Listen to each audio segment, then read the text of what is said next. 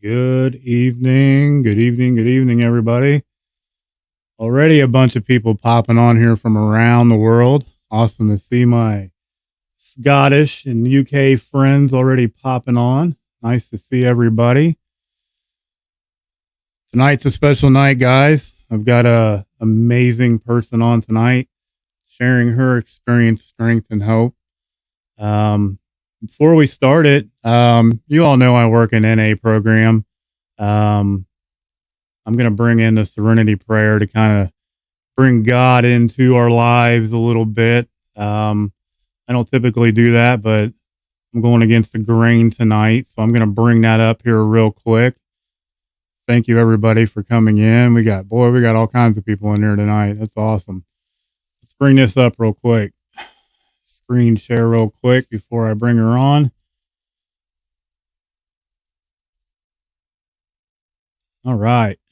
God, grant me the serenity to accept the things I cannot change, the courage to change the things I can, and the wisdom to know the difference. I always like to start off with that, just to bring my higher power into the room, into the stream. I'm going to go ahead and bring on our guest. She is the founder of the Serenity Cafe, which is an NA Zoom meeting, sponsor of many people. She's a service daily, guys. Always giving back what's been so freely given to her. She's a mom. She's a wife.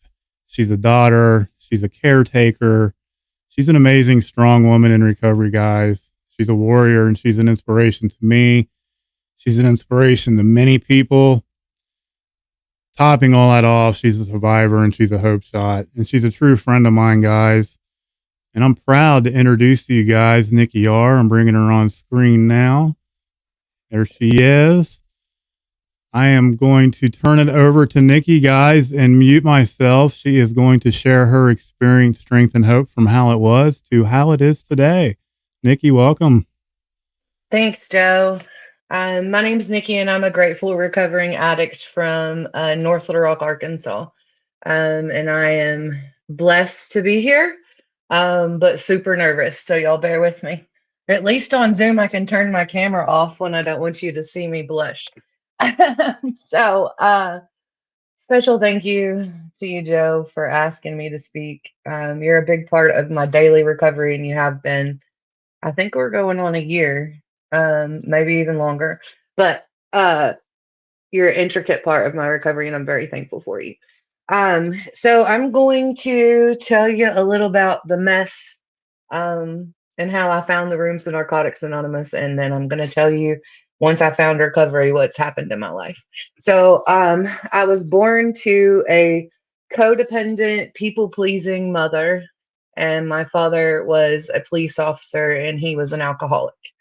Um, my earliest memories of life are the day my dad and my mom actually split. I remember being 4 or 5 years old and standing there crying because I couldn't understand why my dad was leaving us. That's my earliest memory. And it just kind of snowballed from there. My mom remarried maybe a year after my parents divorced, and um, took us from, I was born, sprinkled into the Methodist church, dunked in the Southern Baptist church, and then dunked again in non denominational. So my stepdad came in and it totally changed our whole religious whatever. I don't know if you know much about Southern Baptists, but they don't play and they're hellfire and brimstone. So I grew up in the church. I grew up very active in the church choir, traveled all over the world, singing with the church choir, and did mission trips and whatever. Well, I started going to see my dad every other weekend, and he was still heavily drinking. And so, whatever stepmom I have at that time, and I'll say that because he's on his seventh wife, I think. Seventh, sixth, or seventh, I don't know. A lot of wives. So, whichever stepmom was taking care of me at the time, he would just give them money and say, take her shopping or take her to the zoo or take her to the fair, um, whatever. And so I didn't really have a relationship with my dad. When he drank, he was angry and he was mean. Um, and my mom was the fixer. She wanted to fix everything, everybody and everything. Um, so in high school, I want to say, oh no, it was probably seventh or eighth grade. I was diagnosed manic depressive. They didn't know what bipolar was at that time. So I was just manic depressive. They put me on antidepressants and thought that was going to fix my life. And it didn't, of course. Um, so high school, I never felt like I fit in. My family raised me with no matter what was going on at home, you didn't ever let anyone outside of the home know. So I was taught at an early age to wear a mask and to stuff my emotions so that the people on the outside didn't know. So on the outside at church, we looked like a white picket fence family. You know, nobody knew what was going on at home, and that at an early age, those mask and stuffing emotions was what I went to. My very first ever addiction was to food. I used to eat when I was sad, eat when I was happy, eat when I was mad, eat when I was lonely, eat when I was bored. My mom worked two full-time jobs um, growing up to make ends meet for me and my sister, and I'm grateful for that. But that meant that I spent a lot of time at home with my sister that's 10 years older than me. She took care of me a lot. So anyway, from high school, I didn't fit in. Um, I wasn't a skater. I wasn't um, a jock. I wasn't a cheerleader. I did, you know what I mean? Like I didn't ever really feel like I fit anywhere. Now I was a chameleon. I was a chameleon and I could fit in wherever I was by changing myself to be how the people were around me, you know? Um, I lost my mind at 16 and thought I was going to run away and get married to a 19-year-old, 20-year-old man. My parents grounded me, yeah, yeah, yeah. I ended up dating him until my senior year in high school. Moved into my own apartment. My parents paid my rent and gave me like a grocery allowance. And all I had to do was go to college full time and work part time. And I had it made. They were paying for my books. They were paying for everything. And I started smoking pot. That's the first drug that I ever tried. And I used it because I was actually mad at my mother for telling me I was acting like my father. I remember the very first day that I ever picked up because that was the biggest insult at that time for me would be to tell me that. Now, my father and I have reconciled and I made amends, and we have a healthy relationship, and he's been sober for several years now. Um, but anyway, so I don't even remember where I was now. I completely lost my train of thought. So I moved out of my house. They put me in the apartment. That's where I was. They put me in the apartment, and it quickly turned into the party house. I went from smoking to ecstasy um, to any prescription pill you put in my hand. I was an equal opportunity junkie. My drug of choice was more. Um, when I was 19, I was introduced to cocaine and I really, really liked it. Um, and here I'll tell you this part first. So when I found cocaine and I really, really liked it, I don't half-ass anything. So I immediately started dating the guy that sold the cocaine so that I could constantly have a flow of the drugs that I wanted. And I had a girl that was living with me that was paying me rent with ecstasy. Um, so that's where I was going. And then after dating the Coke man, he actually introduced me to my drug of choice for the majority of my life, and that was meth. Um, Devil's dandruff. That's what that's what I did. And I honestly, y'all, it's really sick to say, but I thought that God, my higher power, had sent me methamphetamines because it helped me do all the things that I couldn't do on my own. It immediately helped me lose weight. It immediately helped me get up and want to clean. And when you battle depression, you know how hard that is some days, right? It made me confident. I've never been confident in my life. Um, and so by the age of 19, I had my foot in the door of manufacturing methamphetamines here.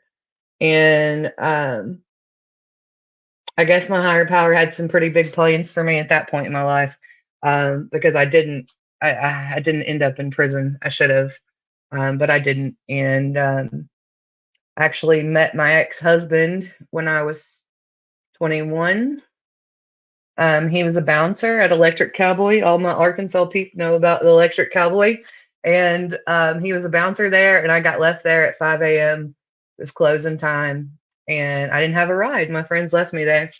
So I looked around and I saw this dude, and I knew that he worked there, and I thought that was a safe place for me to be, would be, with a bouncer.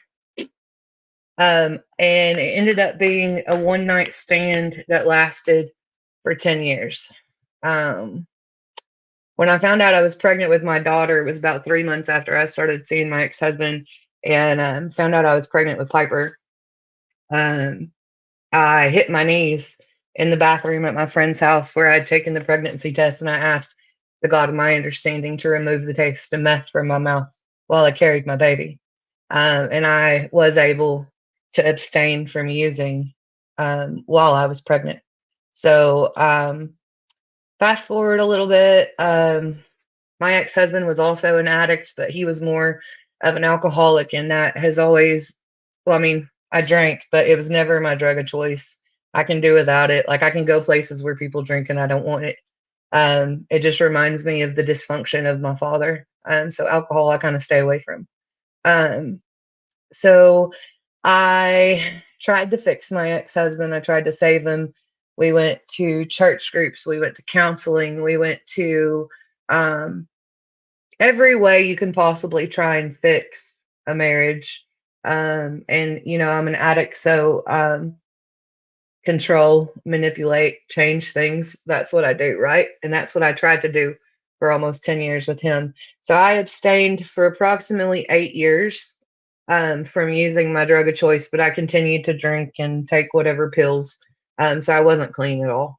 Um, I left my ex-husband one night and decided to go to a bar because that's what you do when you leave your husband, right? You go hang out in the bar. And ran into an old school friend of mine. Um, I had known him since I was like 7 or 8 years old. So I definitely once again assumed it was safe, thought that it was safe. That's what I get for thinking. And we partied until the bar closed, and he asked if I wanted to go home with him and hang out. Sure. He was like, the party didn't have to stop. And I was like, cool. And that very night was when I was offered meth again, and I picked it up and hit the ground running. Um, Shortly after that, my ex-husband got arrested for fighting the police and DWI.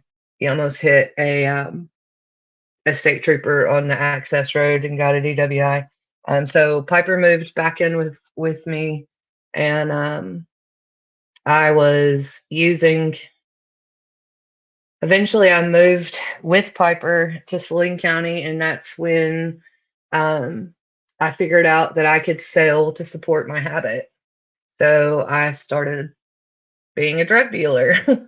Never in a million years did I ever think that would be my occupation, but it was. Um, so I started selling, and because I had money, all kinds of money, all kinds of fancy things. My baby had the coolest toys, the coolest shoes, the coolest clothes. My house was always clean. I got up and cooked breakfast every morning and ironed the laundry. Um, I did everything, and so I thought nobody would know. I thought nobody would know that I was a drug dealer, right? Okay. And if you've ever done meth, you know the sketchy people that come along with it. So I really thought I was Martha Stewart and Betty Crocker because my house looked nice and I could cook really good, but I was all strung out, all strung out. So I continued to use and sell more to the point where I could go weeks without selling anything and still have drugs on hand to use because we were keeping so much weight in the house. Um, at no time did I think that I was endangering my child by having her around those people, by selling drugs with her in the house, by having her in the car while I was under the influence. I never, ever in a million years thought of those things because my addiction had me in its nasty grips, and I didn't give a shit about anything other than that money and that dope. That's what drove me. So I have mental health issues anyway. So if you go unmedicated with outside issues, mental health issues, and you do large quantities of methamphetamines, you turn into a psychopath, and that's what I did. Eventually, no sleeping, no eating, just being crazy and doing enough drugs in one day to kill 3 grown men, and that was my daily intake. So my one some dude that wanted to sleep with me actually messaged my mother on Facebook and said, "Hey, did you know that your daughter is a dope dealer and she's high on meth?" And my family didn't have a clue. They thought that when I was talking nonstop and couldn't concentrate, that I was manic, that it was part of my bipolar. So my family was oblivious because I am the only addict on my mother's side of the family. So yeah, they didn't know until then. And about 2 weeks later, I believe it was December 17th of 2015, 3 Saline County sheriffs came and knocked on my door while we were putting up Christmas lights and told me that my family had filed emergency ex parte guardianship for my daughter, gave me a court date, and told me that I would have to send my child with them. And at that point in my life, I had so many drugs in my house that if I would have fought them and told them, no, you're not taking her or whatever, I would probably be in the penitentiary right now instead of sitting here talking to y'all. Um, so I willingly went in there and got all of her clothes. Oh, I'm trying not to cry. I willingly went in there and got all of her clothes and had to go tell her to get in the car with my mom. Um, I had never physically felt heartbreak until that day. It was like they had ripped the heart right out of my chest. I didn't stop though, not then. It was about 3 weeks later. I got super, super high and stole my boyfriend's phone, stole his loaded 45 revolver, shoved it down the front of my shirt, and um, I was super high and I took off out of my front door with a fistful of like $14 worth of quarters in change in my hand. And I took out the front door and I didn't know where the hell I was going, but I wasn't staying there. I actually got in my front yard and called 911 because I thought I was going to have a heart attack. Um, and when they answered, I told them never mind and I hung up. For the record, don't call the cops on yourself. Just saying, it was the dumbest idea ever. But I guess in hindsight, it saved me. So I took off out the door, called 911, hung up on him. It's a little town here in Arkansas called Bryant. Took off walking. There was snow on the ground. I called my mom.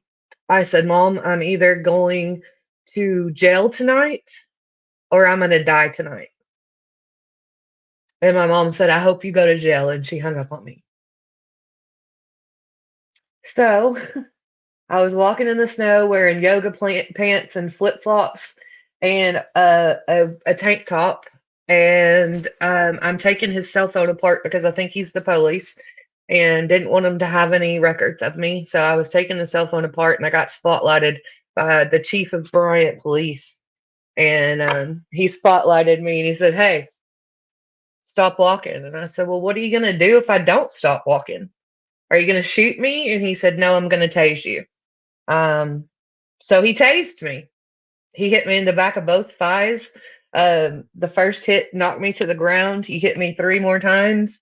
Uh, I just remember being on the ground, flopping around like a fish out of water, and all I could hear was quarters hitting the asphalt, blink, blink, blink, blink, blink, all around me. And then they get me up and they handcuff me and they get me on the back of the cop car and they see that I have a loaded weapon, I have a loaded gun in my bra. Um, yeah. So I then got that night I got seven misdemeanor charges. I'd never been in trouble in my life ever for any reason. I caught disorderly conduct, fleeing, resisting arrest, public intox, and possession of a firearm. Um, that was the last day I got high. I went to jail. They released me the next morning. I, of course, hadn't slept. They let me out and of jail, and I started trying to get a hold of my family here in North Little Rock. To my mom, to my papa, to anybody that I could get to answer the phone to come get me and take me to rehab. Um, an abusive guy that I was with wouldn't let me use my phone to call my mom, and eventually he called her on speakerphone, and she drove in the snow and picked me up walking on the side of the road in Saline County. Um, and she brought me back home to North Little Rock. Um, the I didn't have my insurance information because I never went to the doctor in active addiction, but I had free health insurance through the state of Arkansas. So by the time my mom got me back to her house, and I didn't have anything, she picked me up off the side of the road. All my clothes were at the dope man's house, and I didn't want to go back there right now. Excuse me. So she brought me home. She was trying to find my insurance information, got me approved for inpatient rehab, um, but it took like 4 days for all that to get straightened out. So I get to rehab, have my bags packed, ready to go into residential, and I took a drug test, and the only thing I failed for was marijuana. So they wouldn't accept me. Insurance wouldn't cover rehab because I didn't get high that day. And I told my mom, I was like, "Mom, I'll give you this address. You drop me off. I'll get super, super high, and then you come back and get me." And she was like, "Oh, hell no. I've been praying for years to get you back under my roof, and I'm not about to let you go get high." So, yeah, I got into outpatient IOP here locally. I went 3 days a week. They drug tested me twice a day. Um, I was blessed with about 6 months clean to be able to get my job back working for the government. I'm not going to say where, working for the government. And it took me about 18 months of clean time, uh, getting a sponsor, working the steps, fighting for my life every single day for 18 months before I was legally given back custody of my daughter. Um, but I put in the footwork, put in the footwork. So at 18 months, I got her back. I divorced my ex-husband in recovery. If you're going through a divorce or having recovery, it's not easy when you're not in recovery. It's 10 times harder in recovery. But I survived that as well without having to pick up. I found the rooms of Narcotics Anonymous when I was about 7 days clean. And they kept saying, "Keep coming back. It works if you work it." All the cliches. And you know what? I listened. I took suggestions. I listened to people that had their children back, that had jobs, that had cars, that had homes. I listened to those people share. And then when I asked for advice and they gave me suggestions, I took those suggestions, which was hard because that's not in my nature. I'm hard headed and I don't want anybody to tell me what to do. But I knew when I found the rooms of Narcotics Anonymous that I was a broken shell of a person.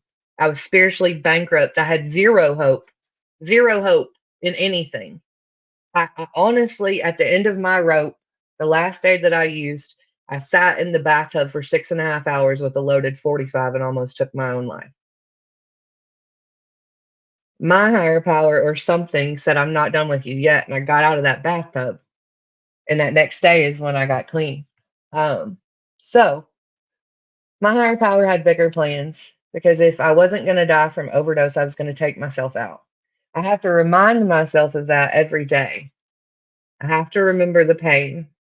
Kind of glad that I still teared up talking about Piper, losing Piper. Because I have to remember that pain. I have to remember where I came from. And this isn't, recovery isn't just a game for me.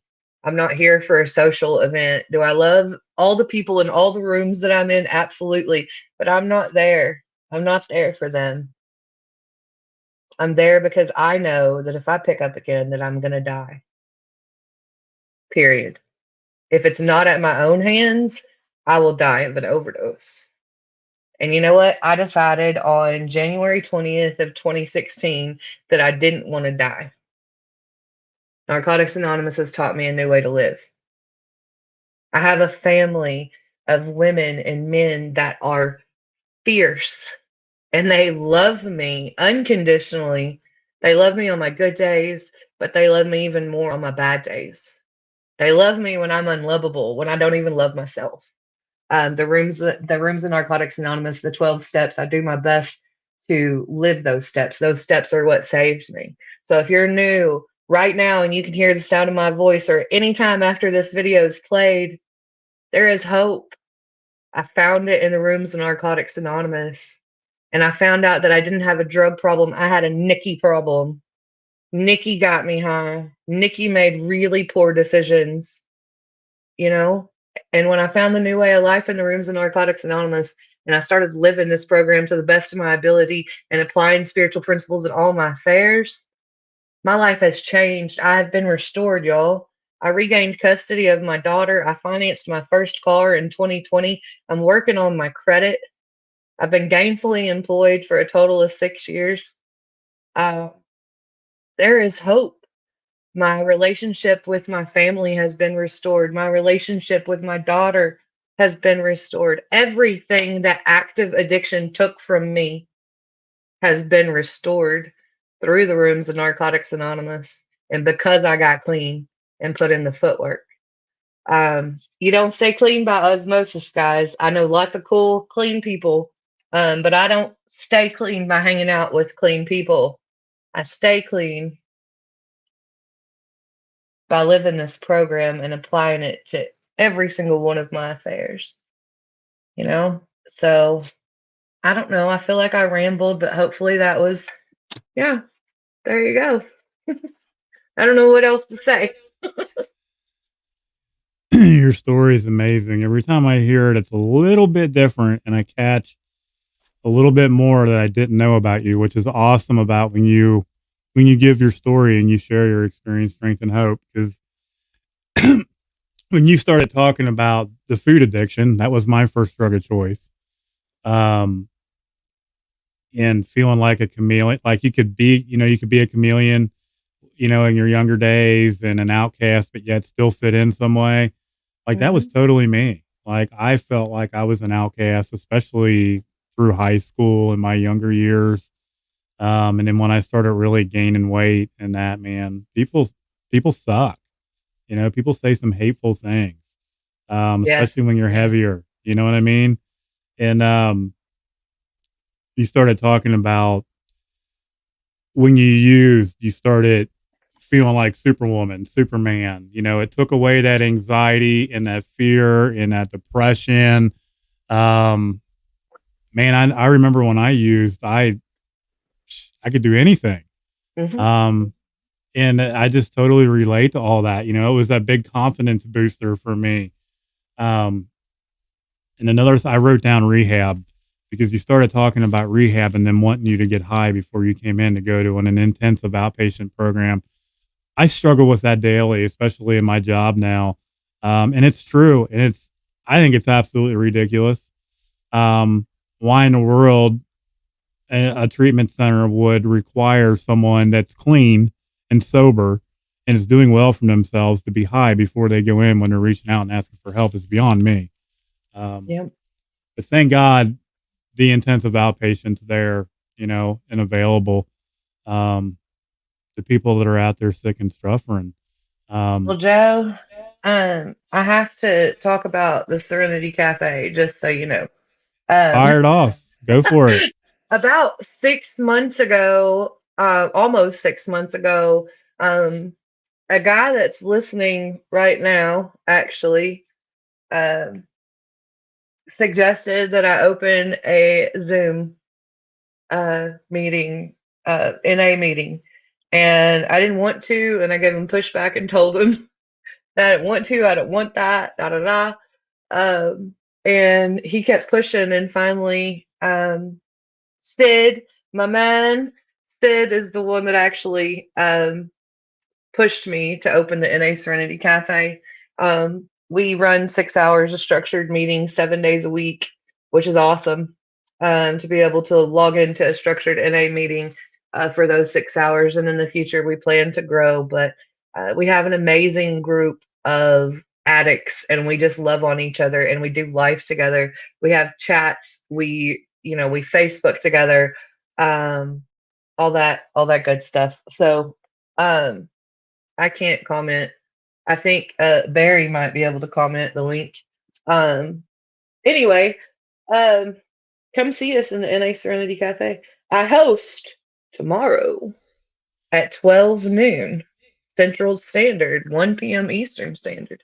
So come see us. Well, you guys are on World Services, so anyone that knows how to get on NA's World Services website, Yep. nastuff.com, you Yep. just type in the NA Serenity Cafe. I don't have the link in front of me It's right okay. now, and both my phones are tied up.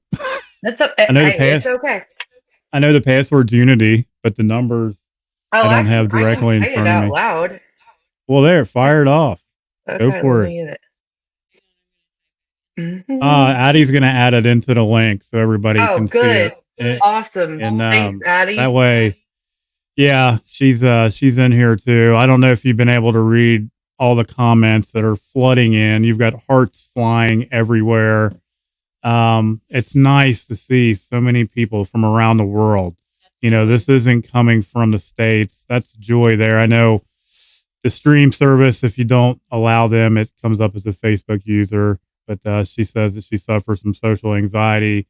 So online meetings, chats, and things, I stumbled. I get it. Like I'm totally the same way. I used to be that person that didn't want to go to a meeting, and when I did, I sat in what I call relapse row in the back all the time because I was afraid or I was in the meeting for the wrong reason.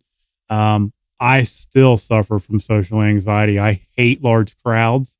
I hate going shopping and being around a bunch of people. I get nervous when I'm in a department store and I'm in an aisle with too many people.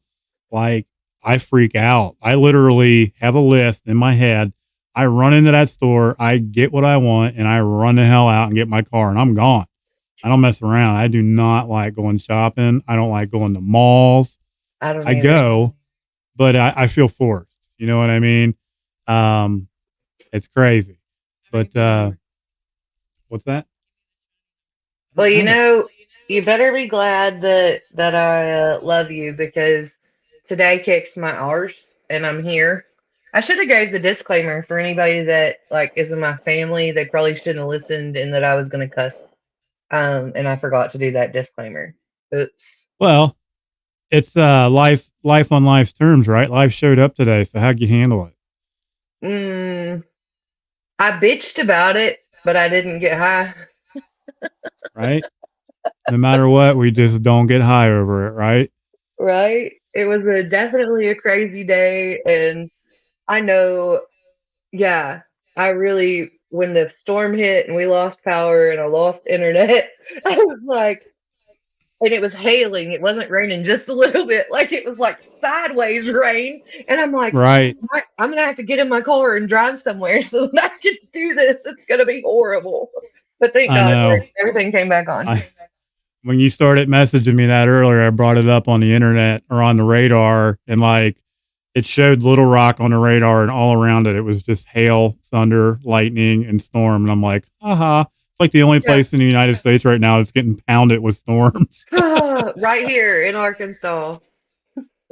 There we go. There's the Serenity K link right There there. we There's the go. number, and the password's all lowercase Unity.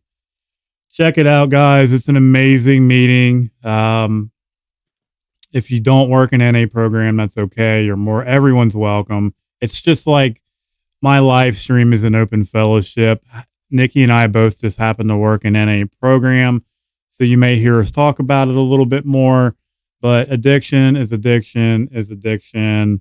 I always take something out of anyone's share, no matter what fellowship they're from, and I frequent them all myself. I frequent the daily readings all myself because I relate. It's that relatable power of the we, and I can't express that enough. It's not an I program; it's a we program because I myself am a control freak, and when I run on self will, I break out in handcuffs 10 times out of 10.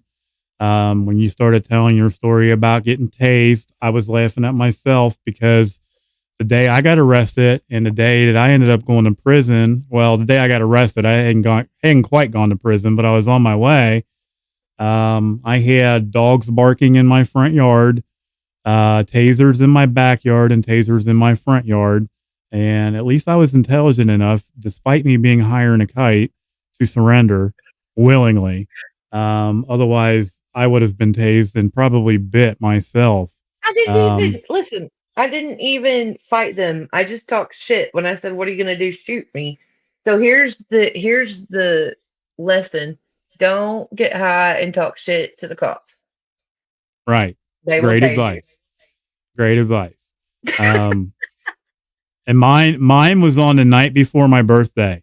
My birthday is Oh, October 18th. I got arrested on the 17th, just prior to my birthday. So I got to celebrate my birthday and many more after that incarcerated. So um, I went through a divorce myself while I was incarcerated and came out homeless and state issued clothes and a $50 JPay card. And what did this addict do when he left? He got high. Um, right. right? Yeah, we do what we do. I appreciate Well, everyone showing up tonight. There is another amazing live stream going on here in about another hour and 20 minutes. If you guys are still up, I know for some of you in the UK and across the pond in Scotland, I think I've seen some Australians in there. There's quite a few people across the world in here right now. At roughly 9 o'clock Eastern, which is an hour and 20 minutes from now.